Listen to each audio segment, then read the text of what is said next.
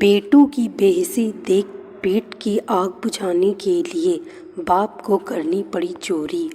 कल सुबह सुबह मैं बाजार गया घर का सौदा लेने। वहाँ भारी अफरा तफरी मची हुई थी। अचानक पुलिस की 2-3 गाड़ियाँ आ गईं।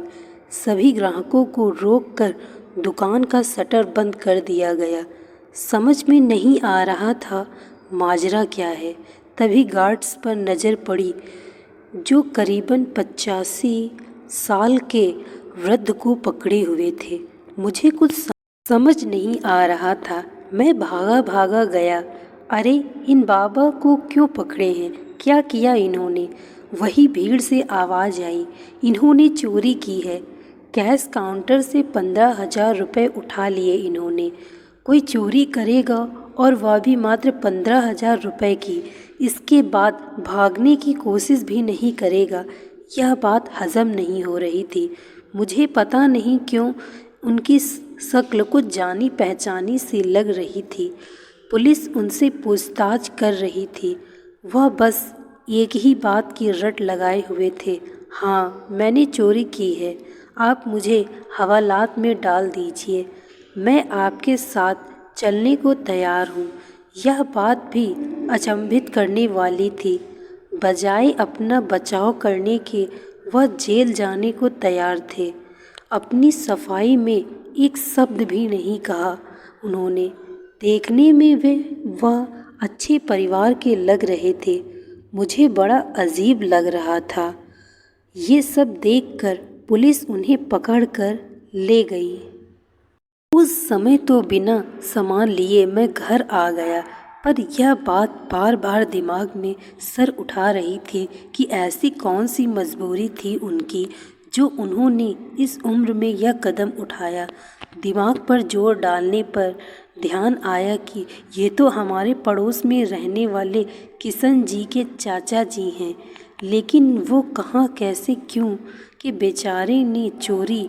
मैं खोजी प्रवृत्ति का इंसान हूँ और यही खासियत मुझे उनके बारे में जानने के लिए जेल ले पहुँची। जेलर के बुलाने पर वह आए, पर एकदम शांत थे।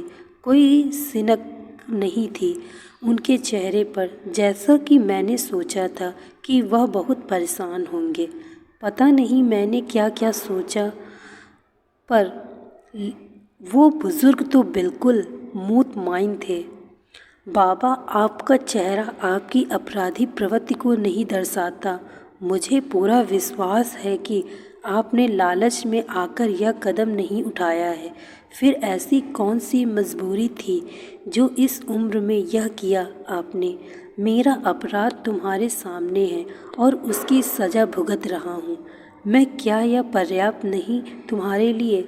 नहीं बाबा, इसके पार जो इंसान है मैं उससे मिलना चाहता हूँ। तब वो बुज़ुर्ग बहुत ही उदास स्वर में बोले, किस दुनिया के वासी हो तुम बेटा, जिसकी शक्ल उसकी अपनी संतान ही देखना पसंद नहीं करती? तुम उसे ही कुरेदना चाहते हो। चले जाओ, मुझे मेरे हाल पर छोड़ दो। मुझे जब बेटा कह ही दिया है तो अपना दर्द भी समझा कर लीजिए। बाबा तो सुनो, मैं दीनदयाल नगर निगम में एक सीधा साधा कर्मचारी था। कभी रिश्वत लेकर जिया ही नहीं और चाटुकारिता मेरे स्वभाव में नहीं था। तभी मेरा कोई प्रमोशन नहीं हुआ। दूसरों के कहने पर झूठे मामलों में उनका साथ न देने के कारण उल्टे सीधे इल्ज़ाम लगाकर नौकरी से बर्खास्त करवा दिया गया। जब बेटी को लगा कि अब उनके किसी काम का नहीं हूँ मैं, तो बोझ समझकर उनका व्यवहार भी बदलता गया। बहू 2 रोटी के बदले उल्टा सीधा सुनाती। रात दिन बेटा भी उसी के पक्ष में था। अतः बेखौफ हो गई थी वह। यह जिल्लत की ज़िंदगी कब तक झेलता, इसलिए तंग आकर एक दिन घर छोड़ दिया। उनके तो मन की हो गई, किसी ने खोज खबर नहीं ली मेरी, जैसे इसी दिन का इंतज़ार था उन्हें। गुस्से में आकर छोड़ तो दिया घर, पर आगे का जीवन उससे भी अधिक मुश्किल था।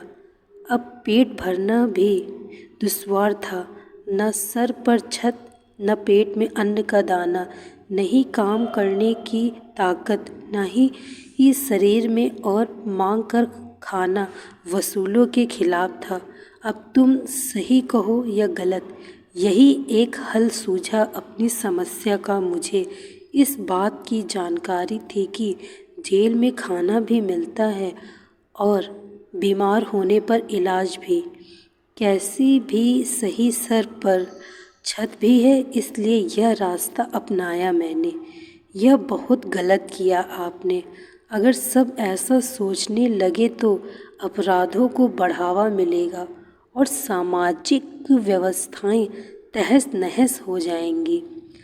किस समाज की बात कर रहे हैं आप, जहां एक बूढ़े को उसकी औलाद 2 रोटी देने में रुला दे, अपने बूढ़े बाप का तिरस्कार करे? वह उसके दर्द और मजबूरी को क्या और क्यों समझेगा? वह औलाद जो उसके मरने का रास्ता देखे, मैं क्यों सोचूं उनके बारे में? यह कदम खुशी से उठाया नहीं, मजबूर किया गया है मुझे इसके लिए। जब पेट की आग चैन न लेने दे तो इंसान भले बुरे का ज्ञान भूल जाता है। मैं बेबस होकर उन बाबा को देखने लगा। कितने निर्दयी हो गए हैं लोग, जिनको अपने बूढ़े माँ बाप को इस हाल में पहुँचा दिया है। मैं बेबस होकर गलत और सही की परिभाषा समझने की कोशिश कर रहा था। अगर बच्चों ने उनका तिरस्कार न किया होता तो उनकी ऐसी विडंबना नहीं होती। एक सम्मानित नागरिक यह जीवन जीने पर विवश न होता। दोषी कौन है? संतान, उनको जन्म देने वाला पिता, या वे परिस्थितियाँ, या आज के ज़माने की प्रैक्टिकल सोच, या 2 रोटी के जुगाड़ में भागती जिंदगी, जिसमें बच्चों को प्यार और अच्छे संस्कार देने का समय ही नहीं है लोगों के पास। जब तक भावात्मकता लगाव नहीं होगा, रिश्तों में ऐसे मामले बढ़ते रहेंगे। ज़रूरत है बच्चों की परवरिश पर ध्यान देने की, उन्हें समय देने की। हमें अपने बच्चों को छोटे और बड़ों की इज्जत और प्यार करना सिखाएं, और हमें बच्चों के सामने बड़ों का सम्मान करना चाहिए, क्योंकि बच्चे वही करते हैं जो वो देखते हैं। दोस्तों, मैं आशा करती हूँ आपको यह कहानी अच्छी लगी होगी। यदि कहानी अच्छी लगी हो तो वीडियो को लाइक तथा चैनल को सब्सक्राइब अवश्य करें। Thank you so much watching this video. Like, share and subscribe.